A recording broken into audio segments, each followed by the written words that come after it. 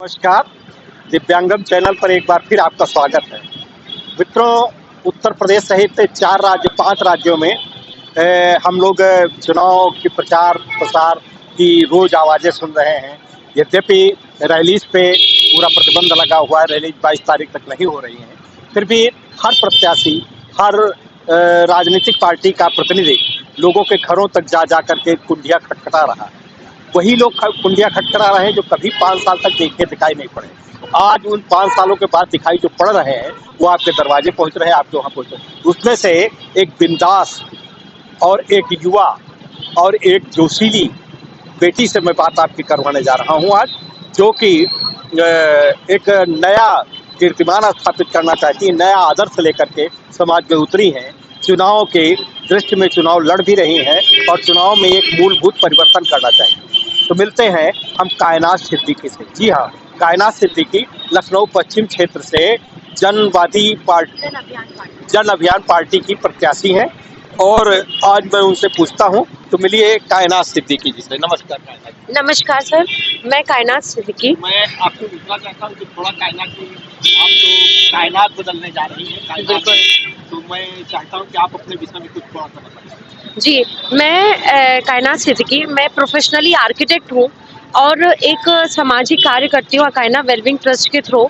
तो मैं उसमें बच्चों को और महिलाओं के लिए ही काम करती हूँ, जिसमें कि जो हमारे बच्चों की हुनर है और महिलाओं के लिए और बच्चों की जो पढ़ाई है, पढ़ाई की शिक्षा स्तर है, उसको एक बढ़ावा मैं देना चाहती हूँ कि एक मैं स्टेटस बढ़ाना चाहती हूँ, वो भी एक सम्मान के थ्रू बढ़ाना चाहती हूँ कि जिसमें बच्चों का सिर्फ पढ़ाई देना एक उद्देश्य नहीं है, उनको स्मार्ट बनाना मेरा उद्देश्य है और महिलाओं को कारोबार देना उद्देश्य नहीं है, उनको भी एक स्मार्टनेस के साथ कारोबार देना एक उद्देश्य है।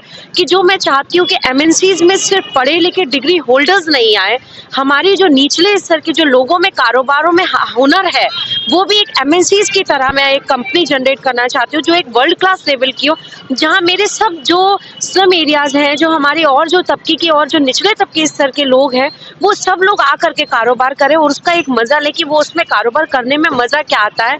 तो पढ़ लिख करके तो सभी अमीर बनना चाहते हैं, लेकिन एक बार हम जमीनी स्तर से जो लोगों को उठाना चाहते हैं वो एक अमीरी मैं देखना चाहती हूँ अपने देश में। तो मैंने इसीलिए मैं एक जो चुनाव लड़ना मेरा जो उद्देश्य है, मैं नेता नहीं बनना आई हूँ, लेकिन मैं एक समाज पे एक उद्धार करने के लिए मैं सोचती हूँ कि इसके लिए मेरे को पावर की ज़रूरत थी, क्योंकि मैं अकेले अगर संस्था चलाती तो मैं वो संस्थाओं में सिर्फ मैं संस्था चलाती रह जाती। एक एनजीओज हैं जो लोग बहुत नाम एक पैसे कमाने का जरिया बनाते हैं, मेरे नज़र में वो नहीं है। मैंने कभी किसी सरकार का दरवाज़ा नहीं खटखटाया कि आप मेरे को अपने एनजीओ में 1 रुपये दो। जो मैंने अपना एक प्रतिशत निकाला, मैं जो कमाती हूँ उसी से ही मैं देती हूँ। तो लोगों के कैंप करवाती हूँ, कैंप लगाती हूँ, उसी में मैं कारोबार करती हूँ और यही मेरा एक उद्देश्य है कि मैं एक नई आवाज़, एक समाज को एक नई पहल दूँ और एक नए कारोबार में। इसीलिए मैंने आज जो ये क्षेत्र चुना है, मैं यहाँ पे इसलिए देना चाहती हूँ, यही मेरा परिवार है। कायनात जी, एक बात हमको आपकी बातों से याद आ रही है कि एक, मैं नाम नहीं मुझे भूल रहा है, एक मैडम थी एमएनसी अमेरिका में काम कर रही थी, उनको 5 करोड़ रुपए सालाना उनकी बेस सैलरी थी और उन्होंने वहाँ रिजाइन करके राजस्थान में ग्राम प्रधान का चुनाव लड़ा, प्रधान जीत करके वो प्रधानी का काम कर रहे हैं। अपने पास से उन्होंने बहुत सी सड़कें, बहुत से कुछ बनवा दिया। तो मुझको लगता है कि कहीं कायनात भी उसी का एक प्रतिरूप तो बन के नहीं आ गई। कहाँ इतने बड़े सामाजिक कार्य से आप राजनीति की दलदल में उतर आए? नहीं, मैं नहीं समझती सर, इसको दलदल नहीं समझती। अगर हम लोग के नज़रिए अच्छे होंगे ना तो हमारा ये दलदल हम लोग एक अच्छे प्लेटफॉर्म में बदल सकते हैं। और वही मेरे को बोले, कल भी जैसे मैं रोज़ मिल रही हूँ लोगों से, तो लोग मेरे से बोलते हैं कि आप बैक हो जाइए। तो पहली चीज़ तो मैं एजेंट की तरह किसी के काम करना नहीं चाहती, ना कभी करूँगी। और रही मेरे शैक्षिक स्तर की, तो मैं पहले भी सिर्फ मैंने रिश्वत के तौर पे, मेरे पास बहुत अच्छे सबूत हैं, मैंने रिश्वत के तौर पे वो नौकरी लेना नहीं चाहिए। क्योंकि अगर मैं 40 लाख रिश्वत दूंगी, उससे बेहतर होगा कि मैं संस्था खोल दूंगी जहां मेरे कितने बेरोजगारों को नौकरी मिलेगी और मैं एक अकेली नहीं कमाऊंगी, उसमें बहुत सारे परिवारों को रोजगार मिलेगा, बहुत सारे लोगों तक आवाज जाएगी और लोगों के घर परिवारों में एक रोजगार का साधन मैं बनाऊंगी, जिससे कि उन लोग के घर परिवारों को एक रोटी दे पाऊंगी, वो लोग घर का पालन पोषण हो पाएगा। ये तो बहुत अच्छी बात है कि आप रोजगार देने के लिए उद्यत है और आपका संकल्प है, लेकिन आपको ये लगता है कि जब बहुत से शुरुआत करते हैं लोग, बहुत सारे राजनीति में बड़े बड़े दिग्गज गए हैं। शुरुआत तो करते हैं बहुत ही सामाजिक सेवा और बहुत अच्छी अच्छी बातें करके। इन बातों पे आप कितना संकल्प लेती, कितना अहद करती हैं कि आगे भी टिकी रह पाएगी? मैं यही कहना चाहती हूँ कि नेता की परिभाषा ही सर ये होती है कि नेता अगर एक बार बनता है, एक बार चुना जाता है, तो उसको कभी ये भय नहीं होना चाहिए कि मैं हार जाऊंगा। क्योंकि अगर आप असली काम करने वाले होंगे तो आपको दोबारा किसी से वोट मांगना नहीं पड़ेगा। और मैं यही कहना चाहती हूँ, यही जताना चाहती हूँ कि काम करूंगी तो दोबारा आऊंगी, काम नहीं करूंगी तो दोबारा वोट भी नहीं मांगूंगी, टिकट भी नहीं लूंगी। और अगर मैं करना चाहती हूँ, अगर काम करना चाहती हूँ, तो एक बार आजमाने का हर किसी को एक हक है। आप भी एक बार आजमा के देखिए। लोगों को इतने बड़े बड़े धुरंधर है, लोगों को आजमाए, आज यहाँ से दल छोड़ के वहां दल पकड़ रहे। सिर्फ वो लोग एक रसकता की रोटी सेकना चाहते हैं। लोग करोड़ों रुपए क्यों पार्टियों को दे रहे हैं? मैं अपनी नॉलेज में ये समझती हूँ, अगर मेरे पास करोड़ों रुपए होंगे ना, तो मैं स्कूल, संस्थाएं, शिक्षा के लिए इतना बड़ा काम कर दूंगी कि वहाँ की जनता तो मेरे को वैसे ही प्यार करेगी। तो मेरे को क्या जरूरत है किसी पार्टी का दरवाजा खटखटाने की? मैं स्वयं एक समाज को विकसित करना चाहती हूँ। और मेरी नजर में जो आपने बोला कि मैं चली जाऊंगी, तो मैं तो यही कह के हाथ जोड़ के लोगों से बोल रही हूँ कि अगर दिलों में बैठूं तो वोट देना, अगर दिलों में नहीं बैठूं तो वोट मत दीजिएगा। क्योंकि मैं हार जीत के लिए यहाँ आई नहीं हूँ। अगर मेरे से अच्छा कोई कैंडिडेट डिजर्व करता है जीत को, तो आप बिल्कुल बेशक उससे जिताइए। मैं इतनी भी वो करती हूँ, मेरे अंदर ये नहीं है कि मैं आप मेरे को सिर्फ विजय बनाइए। अगर मेरे से अच्छा समाज में कोई काम करना चाहता है तो वो जीते, लेकिन कुछ समाज के लिए करे आगे। जो हमारा एक स्तर है, मैंने ये जो विधानसभा चुनी भी इसीलिए है कि मैंने इस पर स्टडी किया है कि जो हमारी शिक्षित स्तर है, जो यहाँ लोग जूझ रहे हैं रोजगारों से, जो बुनकर समाज है, और जो महिलाओं का जो स्तर है, वो हमारा एकदम 0% है। जहाँ हम ये भी नहीं कह सकते कि हमारी शैक्षिक स्तर 1% भी है। तो मैं यही एक आवाज लाना चाहती हूँ और एक कॉन्स्टिट्यूशन पे काम करना चाहती हूँ कि एक इंसान को अपना अधिकार मिले, अपने अधिकार से सम्मान से लड़े, और बच्चों के हाथ में कारोबार से वो चीजें हटाए और उन लोगों को एक अच्छी जिंदगी दे, पढ़ाई शिक्षा की जिंदगी दे। मेरे बहुत सारे सपने हैं सर, मैं आपको मतलब शब्दों में नहीं बता सकती, लेकिन अगर ये ऊपर वाले ने भी एक बार मौका दिया तो मैं ये दिखाना ही चाहती हूँ कि आपके अंदर का जुनून, दोनों बातें झलक रही हैं। और ये मैं एक और बात जानना चाहता हूँ कि जैसे कि आपने एक बड़ी बड़ी पार्टियों को आपने बिल्कुल नेगलेक्ट कर दिया, उनके दरवाजे कुंडी नहीं खटखटाई, या आपने उनसे नहीं टिकट मांगा और अपने आप को स्वयं टिकट देना शुरू किया। खुद टिकट आप अपना लड़ रही हैं और अगर कोई आएगा तो उसको भी लड़ाने का प्रयास करेंगे। तो इस प्रकार की शुभकामनाएं हम आपके साथ देते हैं। लेकिन एक बात बताइए कि आज जो चुनाव है, करोड़ों रुपए से, मतलब कई करोड़ और अरबों रुपए खर्च होता है पार्टियों के लिए, और ये रुपया सब नंबर 2 पे आता है। आपके पास तो इतने संसाधन नहीं है, तो आप ये कैसे इस प्रकार के चुनाव की ये जो खर्चा, ये कैसे इसको सहन करेंगे? मैं तो एक सस्ता अच्छा चुनाव में चाहती हूँ कि मेरे लिए तो ये जो आज आपने बंदिशें लगा रखी हैं, आप ये बताइए कि इतनी बंदिश एक महीने के प्रातः काल में सिर्फ क्या एक, मैं जो कठिनाई देख रही हूँ, मैं पिछले 2 महीने से भाग रही हूँ इस पूरे क्षेत्र में।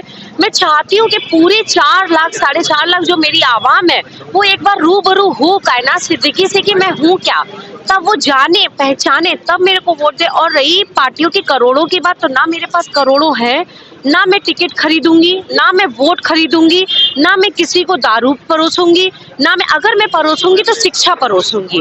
मैं बच्चों के हाथों में किताबें देना पसंद करूंगी, ना मैं कंबल बांटने की प्रथा चलाना चाहती हूँ, क्योंकि हर एक इंसान एक दूसरे से कॉपी करना चाहता है, लेकिन स्वयं इस समाज में कुछ नहीं करना चाहता है। हम किसी को भिखारी नहीं बनाना चाहते, मैं उनको सक्षम बनाना चाहती हूँ कि वो, मैं हमेशा उनके परिवारों को पालूंगी। एक दिन की किसी की मदद नहीं होती है, उनको सक्षम बना देना सबसे बड़ी मदद होती है। और मेरे नज़र में तो स्मार्ट सिटी और ये जो सर करोड़ों की राजनीति है, इसी को गंदा, इसी को साफ करने का ही मेरा एक लक्ष्य है कि कहीं ना कहीं ये गंदी राजनीति जब पैसों की खत्म होगी, तब समाज में कोई काम करना शुरू करेगा। क्योंकि आप जब करोड़ों दे रहे हो, इसीलिए दे रहे हो ना, कमाने के लिए। जब आप खुद कमाओगे तो समाज के लिए करोगे क्या?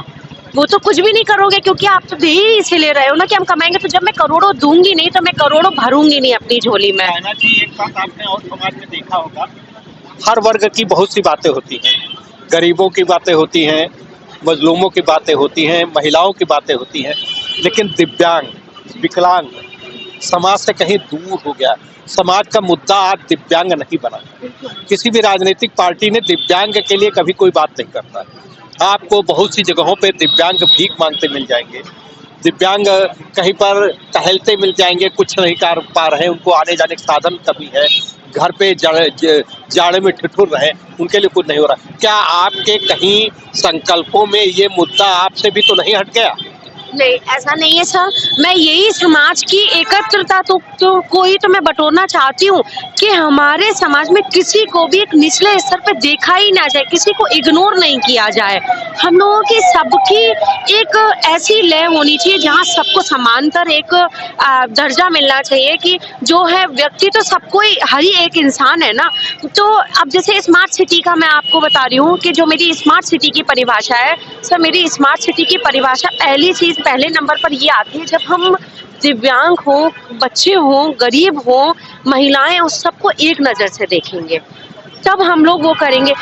तब हम चाहते कि वो स्मार्टनेस हमारे अंदर आएगी। स्लम एरियाज को जब हम डेवलप कर चुके होंगे तब हमारी सिटी स्मार्ट होगी। जब हम अपने बच्चों की शिक्षा का स्तर एक अपर लेवल पे ला देंगे तब हमारी स्मार्टनेस होगी। जब महिलाएं हमारी मजबूत होंगी तब हमारी स्मार्टनेस होगी। तो स्मार्ट सिटी की डेफिनेशन ये है कि जब हम गरीबी को एक अपर लेवल पर ला देंगे तब हम बेसिकली अपने शहर को स्मार्ट बनाएंगे। वरना आप सर हाईवेज और रोडें बना देने से सर स्मार्टनेस नहीं आती है। आप देखिए जगह जगह कूड़ा भरा हुआ है, गली चौपाले इतने गंदे हैं, क्या वो हमारे स्मार्ट सिटी की पहचान है? आप नंबर 1 लिख रहे हो, लखनऊ नंबर 1 है, ये नंबर 1 सिर्फ पेपर में, सारी योजनाएं पेपर में है, सिर्फ मतलब हवा में है, ऑन ग्राउंड ऑन पेपर कुछ भी नहीं है। आप जाकर देखिए, आपको घिन आएगी कि ये लोग क्या परोस रहे हैं और जनता उनकी बातों में आ जा रही है। मैं सबसे बड़ी तो जनता से यही अपील करती हूँ कि एक बार अपने आप को जान के देखो, अपने आप को समझ के देखिए, उसके बाद तय करिए कि आज ही क्यों प्रत्याशी रोडों पर नहीं उतर रहे। सिर्फ ये होड़ में है किसको टिकट मिल रहा है, किसको टिकट मिल रहा है, इसलिए क्योंकि वो ब्रांड पे मिल रहा है ना उनको सर, उनको तो ब्रांड पे वोटिंग होनी है। कोई अगर इंडिविजुअल होना तो सर 1 महीना बहुत कम पीरियड है, अभी तो टिकट ही नहीं क्लियर है तो आदमी कैंपेन कहाँ से करेगा? तो कैंपेन की तो बात ही नहीं। तो सबको पता है कि अगर हम इस बार सपा आ रही है तो उनको वोट डालना है, बीजेपी की लहर है तो उसको वोट डालना है। मैं निजी स्तर पे कहती हूँ, आदमी प्रत्याशी को देखे, पार्टी को मत देखो, क्योंकि प्रत्याशी आपके बीच, आप उसको थंब लगा के अपना एक अधिकार दे रहे हो, तो उसको तो जानो पहले। क्यों पार्टियों को, क्या पार्टी के किसी भी कोई अध्यक्ष आ रहे हैं रोडों पर? कभी नहीं आते मिलने के लिए। तो मैं यही चाहती हूँ कि एक बार जानो, अपने आप को पहचानो। एक बात और कायनात जी मैं पूछूंगा, क्योंकि आप मुस्लिम वर्ग से हैं और मुस्लिम वर्ग की शिक्षाओं का जो प्रतिशत है इस समय वर्तमान में, जो एक national sample survey of India का जो आंकड़ा है महिलाओं की शिक्षा के विषय में, वो 2.5% है, जो कि इस राष्ट्रीय स्तर की जो जनगणना है उससे कहीं बहुत पीछे है। तो आप उसमें इनके शिक्षा उन्नयन, यहाँ के मुस्लिम समुदाय, अल्पसंख्यक समुदाय की महिलाओं में, अल्पसंख्यक में जैसे सिख हैं, ईसाई हैं, पारसी हैं, उनकी तो शिक्षा बहुत ऊंची है, वो तो बल्कि बहुसंख्यक समाज से भी आगे है। सिर्फ एकमात्र ऐसा समाज जो है मुस्लिम समाज है, उसकी महिलाओं की शिक्षा बहुत कम है, वो बहुत। इसका क्या कारण है? इस पर आप क्या करने वाले हैं? सर उसका कारण ये भी है कि पहली चीज, वो लोग अपने रोजगार से मजबूत नहीं होते हैं। जिस रोजगार को तलाशने के लिए वो अपने बच्चों को हुनर सिखा देते हैं, क्योंकि सर सबसे बड़ी प्राथमिकता तो आदमी के पेट भरने की है ना। जब आदमी का पेट भरा होगा तभी वो स्वस्थ दिमाग से सोचेगा कि हमको क्या निर्णय और क्या फैसले लेने चाहिए।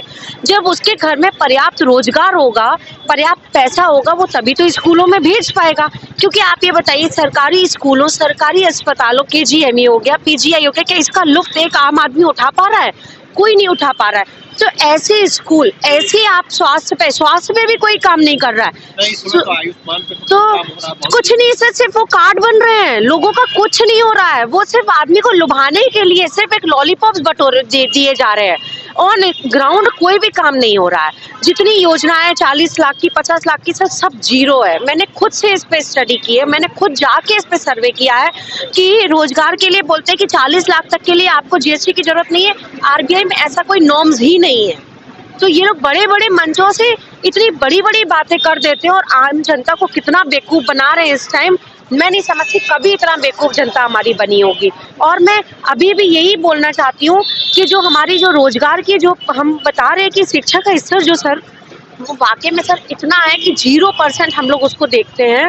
और ये इसलिए ही नहीं है क्योंकि हमारे पास पर्याप्त रोजगार नहीं है, तो वो लोग बच्चों को भी माध्यम बनाते हैं। जब घरों में उन लोगों के रोजगार होगा, सब लोग के पास पर्याप्त घर में अपनी एक संपन्नता होगी, लोगों के पास मजबूती होगी, तो ना वो बच्चों को बाहर भेजेंगे पढ़ने के लिए, क्योंकि उनके घर में पैसा तो आएगा ना, तो वो तब पढ़ा पाएंगे। तो मैं चाहती हूँ कि शिक्षा और स्वास्थ्य फ्री देना चाहिए, क्योंकि ये एक लोगों के अधिकार है, शिक्षा अधिकार है, लोगों का हक है जो मिलना चाहिए बच्चों को। हमारे बच्चे वंचित है। आज आप देखिए 3 साल से 6 जो 3 साल के बच्चे 2020 में थे, आज वो 4 5 साल के हो गए, स्कूल का मुंह नहीं देखा। कहाँ आज का ट्रेंड ये आ गया था कि बच्चे 2.5 साल में स्कूल जाने लग गए थे।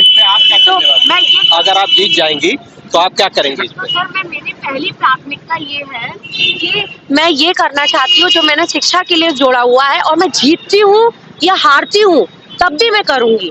मैं संस्थाएं बनाना चाहती हूँ जहाँ बच्चों के लिए सिर्फ स्कूल के अलावा ट्यूशन की भी, जिसमें निजी क्षेत्रों में ट्यूशन की ऐसी क्लासेस हो जो जहाँ बच्चे जाएं, लोग अपने पास में भेजे बच्चों को, वहीं से शिक्षाएं निकालूंगी। मैं उन्हीं लोगों को शिक्षक बनाऊंगी जो उनमें से पढ़े लिखे लोग हैं, वही बच्चों को पढ़ाएंगे जिससे कि वो उनको ज़्यादा अच्छे से समझा पाएंगे। क्योंकि उनको अपने आप में, जब आप देखिए सब नए इंसान को मौका देंगे ना, तो वो अपनी प्रेजेंटेशन बहुत अच्छा देता है, और आप चुने हुओं को देंगे ना तो वो प्रेजेंटेशन की परवाह नहीं करता है, वो कमाने पे ध्यान रखता है, क्योंकि वो एक उस फील्ड का बहुत बड़ा खिलाड़ी हो चुका होता है।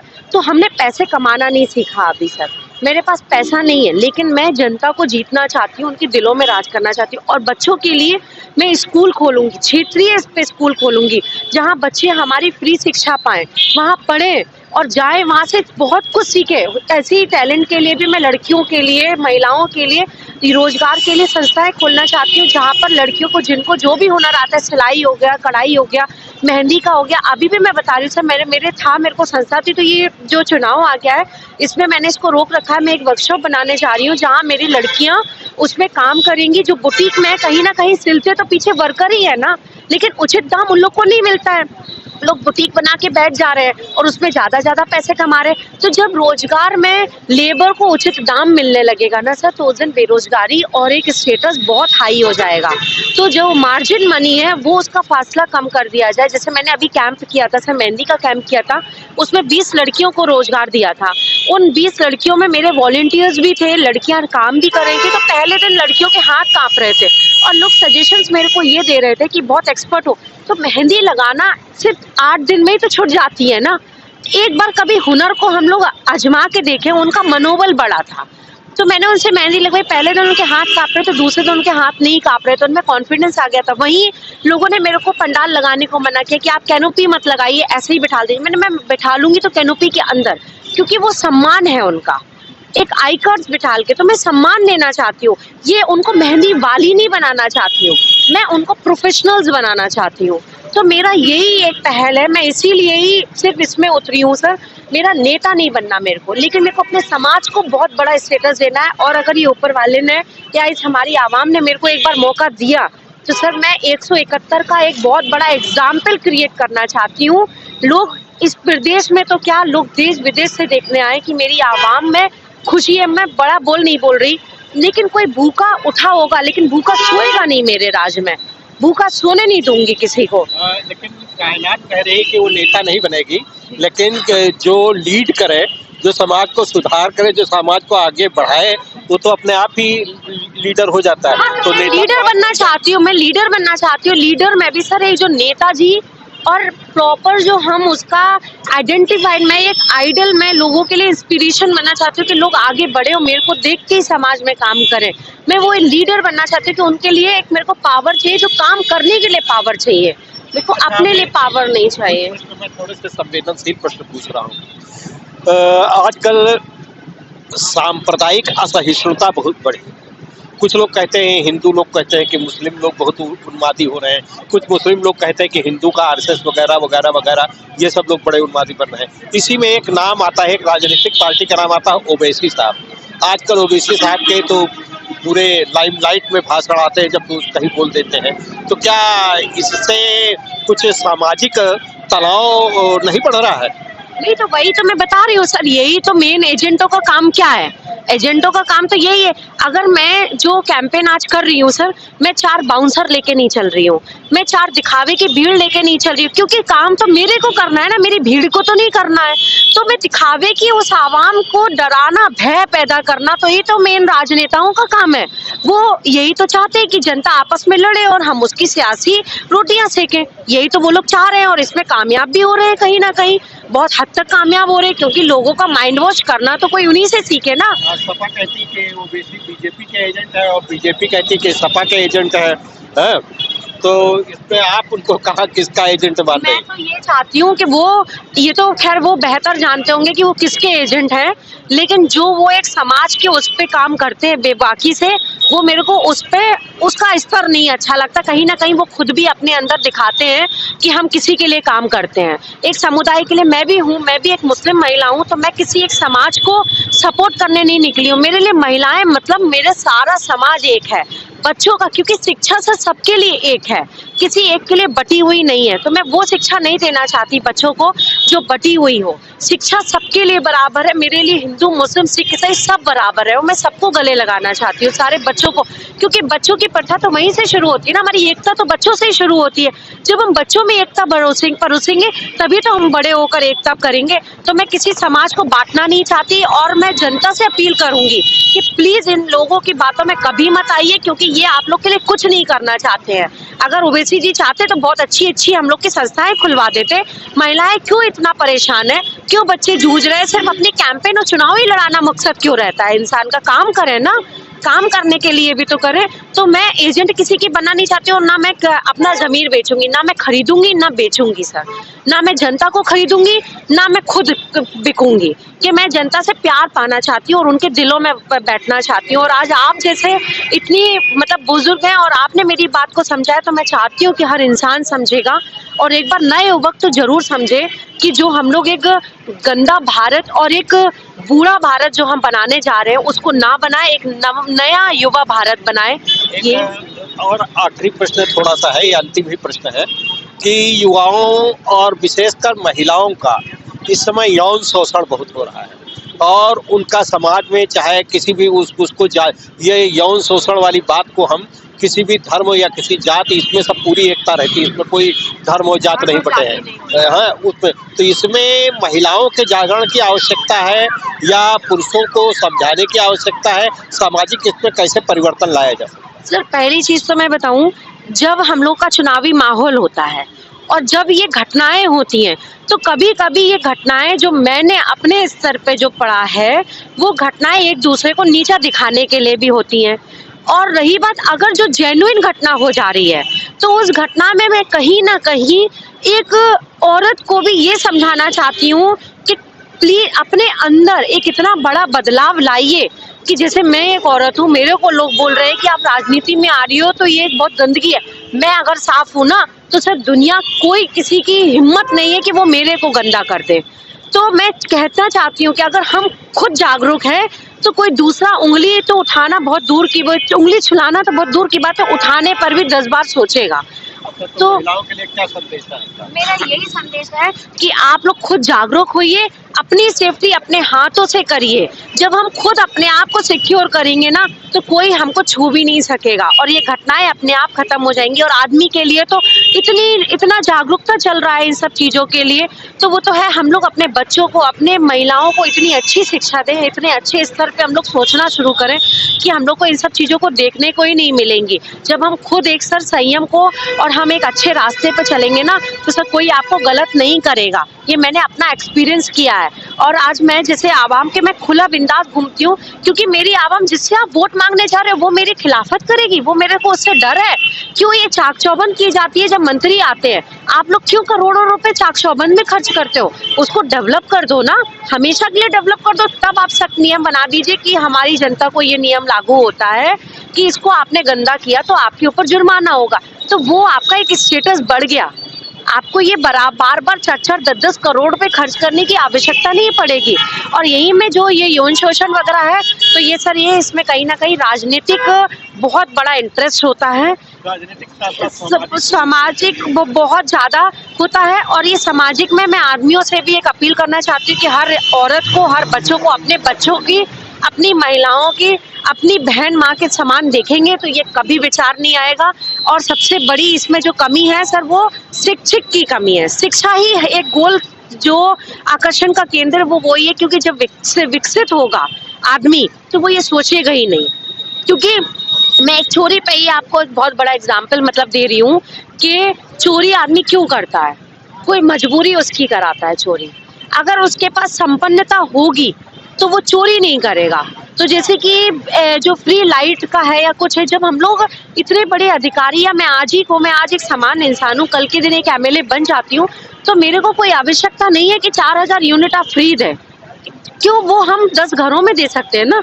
उनकी कंजम्पशन कितनी होती है, 100, 150 यूनिट, 200 यूनिट ही तो होती है। तो चोरी क्यों करते हैं सर? क्योंकि उनकी आप कहीं ना कहीं इतने बड़े बड़े बिल बना देते हो, वो लोग असमर्थ होते हैं भरने में, तो वो लोग कटिया डालते हैं, उसको हम लोग चोरी। तो ये बेइज्जती की जिंदगी हो जाती है ना। जब हम उनको सम्मान देंगे तो वो कहाँ से कोई चोरी करेगा। तो ये जो है यौन शोषण का है, तो मैं इस पर बहुत ज्यादा किसी के पक्ष में नहीं बोलना चाहती, लेकिन ये मैं अपने आप को स्वयं जिम्मेदार कहती हूँ कि हम सबको जागरूक होना चाहिए। वो महिलाओं हो, बच्चे हो, आदमी हो, अगर स्वयं जागरूक होंगे और एक शिक्षा को अगर अच्छे नजरिए से देखेंगे तो ये सब आपकी गंदगी आएगी नहीं दिमाग में, और ये सब करने की कभी सोच ही नहीं सकेंगे। तो इसीलिए है कि एक अच्छा विकास करूं, और इसीलिए मैं जनता के बीच में उतरी हूँ। मैं डोर टू डोर लोगों को जा रही हूँ कि मैं पता है कि मैं 4 लाख लोगों के बीच नहीं जा पाऊंगी, लेकिन फिर भी मैं उम्मीद करती हूँ कि मैं जो 10 लोगों को मिलूं वो 10 से मेरी 1000 तक आवाज पहुंचाए। और आज आपने इतना बड़ा सर आशीर्वाद दिया, तो मेरी जीत तो यही हो गई कि मेरे को आप जैसे लोगों तक अपनी आवाज में पहुंचा पाई हूँ, यही मेरी बहुत बड़ी सफलता है। जीत हार बहुत अलग बात है सर, वो राजनेताओं की बातें हैं कि जिनको तख्त चाहिए सिर्फ लड़ने के लिए, वो लोग सिर्फ टिकट के पीछे दौड़ रहे हैं, वो लोग जनता के लिए नहीं दौड़ रहे। मैं जनता के बीच दौड़ रही हूँ। तो मैंने ये नहीं किया कि मेरे को आप अखिलेश जी आप दे दीजिए। और एक और चीज मैं बोलना चाहूंगी, मैं हाईलाइट होने के लिए सर ऐसा कोई काम नहीं करूंगी जो मेरे नियम कानूनों को तोड़े। अगर मेरे को हाईलाइट होना है तो मैं अपने काम से हाईलाइट होना चाहूंगी, और मेरी प्रोफाइल भी वही जनरेट होती है जो मैं काम करती हूँ। तो मेरे को पन्नों की प्रोफाइल ना ही किसी के टेबल पे देनी है, और ना ही मैं बताना है कि मैं ये कर सकती हूँ या नहीं कर सकती। एक बार आजमा के देखिए, मैं क्या कर सकती हूँ वो वक्त बताएगा। मैं अपने शब्दों में भी नहीं ब्याह करूंगी कि मैं क्या करने चाह रही हूँ। मैं बड़े बड़े किसी को अपने भाषणों में ये नहीं बताना चाहती कि मैं ये इतने लंबे चौड़ी चीजें दूं, मैं ये करूंगी, मैं वो करूंगी, लेकिन बस वो वक्त बताएगा कि मैं अपनी आवाम के लिए क्या करूंगी, अपने भाइयों के लिए क्या करूंगी। तो ये जो पतरा पट्टी वाले लोग हैं, ये लोग भी तो सर, मैंने जैसे संडे बाजार में देखा था अकबरी गेट पर, मैं वहाँ आधे घंटे खड़ी रही, अकेली खड़ी थी वहाँ। मैंने ये देखा कि वो एक बहुत बड़ा उगाई का साधन है, जहाँ आदमी कमाने से पहले, दुकान लगाने से पहले ये सोचता है कि मैं शाम को पैसे देने के लिए पहले वो निकाल लूं। तो वो कमाने की बाद में सोच पाता, अपने घर पैसे ले जाने की बाद में सोच पाता। यही ये लोग हैं, इनको पुलिस फटकारती करती। कहीं ना कहीं एक बार सोच के देखिए ना, जब उनके पास दुकानें नहीं, वो लोग घर परिवार कैसे चलाएंगे। या आप ऐसे मार्केट्स बनाइए ना अपने सिटीज में, जहाँ पर वो लोगों के लिए फ्री ऑफ कॉस्ट हो। आप ही बताइए, एक फल वाला 500 रुपए का बेचेगा और 200 रुपए दे देगा, 300 रुपए में क्या वो घर पाल पाएगा अपना? जी जी बिल्कुल। और वो हमारी भावी विधायिका, अगर आप लोग चाहेंगे, आप लोगों का इनको आशीर्वाद, इनको दुआएं मिलेंगी, तो ये आपको मैं मिला रहा था आपकी भावी एमएलए कायनात सिद्दीकी जी से। कायनात सिद्दीकी जी ने बताया आपको कि किस तरह से उनका एक अहद है कि वो आगे सामाजिक परिष्कार करेंगी, सामाजिक परिवर्तन करेंगी। वो किस प्रकार से झुग्गी झोपड़ियों वालों के लिए चिंतित है, किस प्रकार से महिलाओं के लिए चिंतित है, किस प्रकार से अल्पसंख्यक वर्ग की महिलाओं की शिक्षा के लिए चिंतित है, किस प्रकार से लोगों को रोजी रोजगार दिलाने के लिए बहुत ही सोचती हैं, बहुत करती हैं। तो इसलिए हम लोग शुभकामनाएं देते हैं।